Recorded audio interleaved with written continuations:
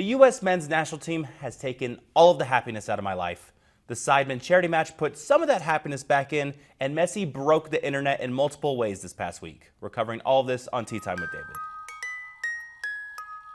Welcome back to Tea Time, the show where we cover all things soccer in the U.S. and overseas. And I need to talk about the U.S. men's national team and their friendlies from the past week. The U.S. played Japan and basically Saudi Arabia's B team, and my God, they only got 2 shots on target across the 2 games.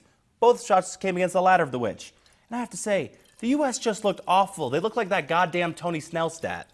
But I just don't even know where to start, man. This team looked bad. There were a couple injuries. Yeah, Yunus Musa was gone. Jedi Robinson wasn't there. Timothy Weah out. But that's no excuse for this piss-poor performances back to back. I mean, Japan kicked the USA's ass, rightfully so. This is the worst I've seen the national team, and I can't even remember how long. I just don't know where it all went wrong or where to start. It's just every little bit was bad.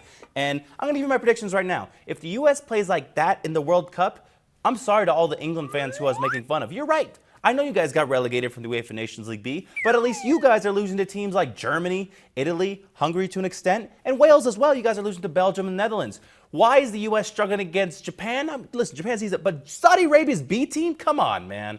So, yeah, my faith in the U.S. is gone. My World Cup predictions. Against Wales, lose 3-0. Against England, lose 5-0. Just for them, I'll say nil. And then Iran, maybe we get a goal. Also, Iran playing really, really well. But the U.S. needs a wake-up call. And fans are getting sick and tired of Berhalter's crap and his positivity.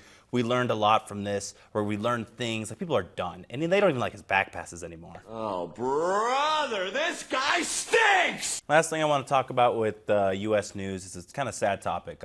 If you followed the show for a bit, you may know Colby. He covered Did Norwich Win this week?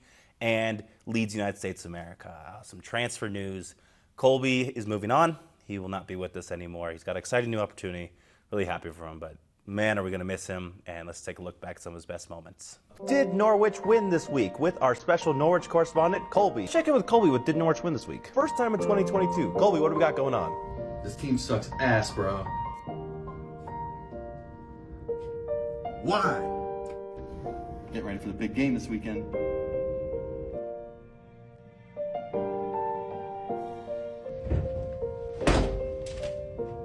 We're fucked. Wish I got this many days off when my grandma died. Oh hey, didn't see you there. This is my last tea time. It's a sad time. It's a beautiful day. And tea time's a beautiful show, so keep on watching. Go Leeds! I'm going to miss that man. Let's brighten up the mood real quick, though, because I'm going to talk about the Sidemen Charity Match. I don't know if anyone else felt like this. I'm 23 years old.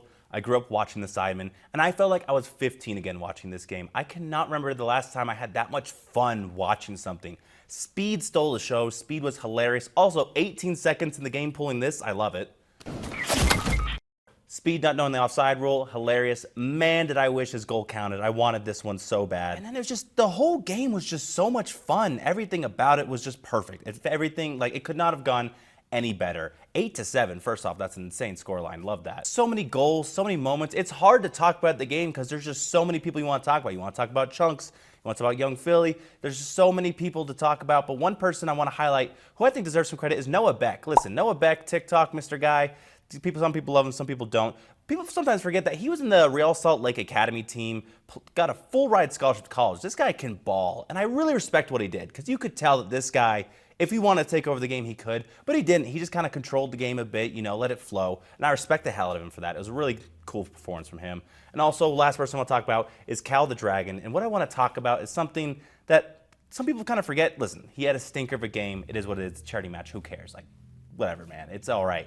But he had two horrendous errors where he tried to kick the ball. Should have just grabbed it. But what people don't remember is right before that, he had 2 really, really good saves. He's getting bullied online for it. I feel bad. Like, come on, guys. This is a charity match just for fun. But I think he's doing fine. Finishing up tea time, we got to talk about Mr. Messi himself. He and Argentina are on an incredible run. They're probably going to beat Italy's unbeaten record. They haven't lost a game since 2019. But Messi is playing out of his mind right now. This chip against Honduras was just chef's kiss. A couple days later, Argentina played Jamaica and New Jersey, and at 3 different points in the game, it was stopped for pitch invaders who were just trying to run the Messi. That's how you know that you're probably the biggest athlete on the planet, when a game gets interrupted 3 times for that. But the guy who tried to get a signature on his back, very funny. I'm gonna be butt-ass naked so the wind could just be hitting my balls and shit. Hey, bro, watch your jet. Watch your jet, bro. Watch your jet! Argentina's just filthy, though, and they're my favorites to win the World Cup right now. Also, before we wrap up, I want to talk about my cousin. I can talk about him. It's my show. I can talk about whatever the hell I want. He plays over in Germany for Energie Cottbus, and he scored in his last game. It was a decent goal, and I got to show it because why not? It's my show. It's my blood. You see this goal? That's my blood scoring over there. That's somewhat related. That's like a cousin removed. I'm not sure. It's my dad's cousin's son, whatever that means. Doesn't matter. He scored. He's a cool dude. Hell of a goal, Nicholas. Shout out. That is all for Tea Time this week. We'll be back in the future. Hopefully the U.S. doesn't crush my hopes and dreams at the World Cup, and we'll keep you updated on everything going on in the soccer/football world. Take one. Dalen.